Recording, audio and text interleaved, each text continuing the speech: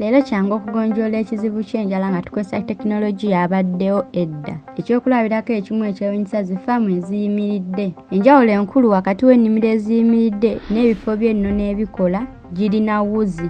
Kwe kuba nti zisobozesa okukula ku mitendera mingi ne mu mbeera ey'omunda efugibwa mu bujjuvu. Tekinologiya awerako akozesebwa mu faamu eziyimiridde okulima ebimera mu mbeera ey'ekikugu nga temuli ttaka, okukula mu mbeera erimu empewo nga tewali ttaka.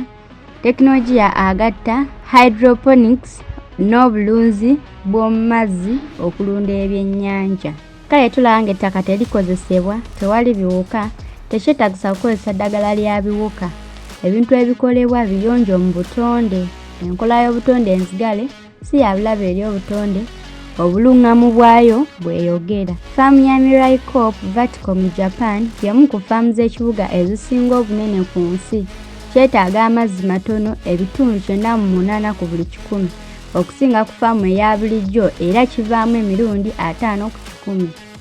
Faamu ya America eyitibwa Aeroforms efulumya amakungula agawera 26 omwaka era buli square mita efulumya emmere emirundi 39 okusinga okulima mu nnimiro. Kati kampuni ya Aeroforms erima ebika by'ebibala n'enva endiirwa ebyenjawulo ebisoba mu 55. N'okutuusa kati ekifo kya NASA kikola omulimu gw'okulaakulanya ogw'omugaso ku kulima eŋŋano okusobola okulabirira abantu mu bwengula. Abanoonyeza mu Yunivasite ya Stanford babalirira nti eŋŋano erimibwa mu faamu ey'omunda erikola yeeri 10 eziyimiridde esobola okuvaamu amakungula agasukka emirundi 660 okusinga enkola z'okulima ez'omulembe ze ziwa. Paulo P. Gigautia omuwandiisi w'ebitabo agamba mu butuufu twafulumya olupapula mu 2020 ku kukola eŋŋano mu vertical farm. Kale ddala oyinza okufulumya emmere nnyingi n'ennaku 365 omwaka so si mu sizoni yokka era yeetongodde ddala ku mbeera y'obudde naye erina omuwendo. Ekyo kitegeeza nti buli mwaka olina okusaasaanya obukadde bwa $15 ku masannyalaze nga zino ssente nnyingi nnyo. Kati bw'ojjawo okusoomoozebwa kw'amaanyi kirungi nnyo okubanga abantu basobola okuba n'emmere.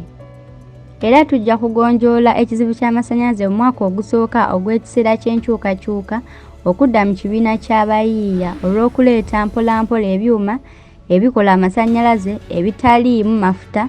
Tekinologiya abaddewo edda ennaku zino.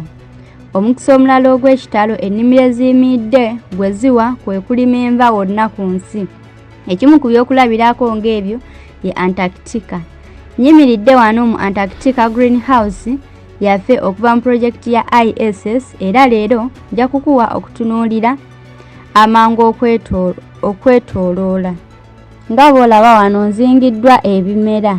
Ku ludda lwange olwa kkono tulina ebimera by'ennyaanya, emabega w'ekyo waliwo ebimera bya cucumber. Ku ludda lwange olwa ddyo tulina wano ebika bya lettuce 4 eby'enjawulo. Bwe tutyo tulaba nti ennimiro ez'esimbye zigaziya nnyo ebisoboka byaffe mu kukola emmere. Naye kino kiri wala nnyo okuva ku kkomo. Ensangi zino projekiti zikolebwa olw'ebitonde ebijjuvu ebisobola okulima si bibala n'enva endiirwa byokka wabula n'okulunda ebyennyanja n'enkoko.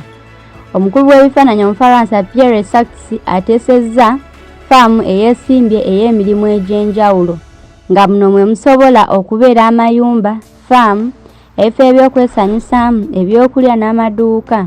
Endowooza ya Tua Vivanti Eco Tower kwe kugatta okufulumya ebyuma ebikola amazzi n'amayumba mu mbeera y'ekibuga. Pyramid Farm ey'emyaliiro 3 eyategekebwa Dickson Desmomia nkola ya bulimi ey'omuggalo nga kumpi buli kintu ekikolebwa mu nkola y'ebyobulimi omuli amazzi n'ebiriisa kiddamu okutambula. Ejja kukozesa ebitundu 5 ku buli 100 byokka ku kifo kya faamu ey'ekinnansi.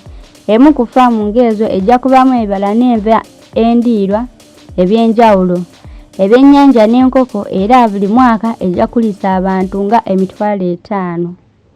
Tekinologiya ono omutono yekka alaga nti enkyukakyuka okuva mu nkola y'abakozesa okudda mu nkola ey'obuyiiya bw'emala okutandika, ekizibu ky'enjala kijja kugonjoolwa mangu. nga tugetwamu obusobozi bwa ssaayansi, enkulaakulana n'ebyobugagga ebisinga obulungi. Ennimiro ezikola emirimu mingi zijja kuzimbibwa mu mwaka ogusooka ogw'ekiseera ky'okukyukakyuka okudda mu kibiina ky'abayiiya.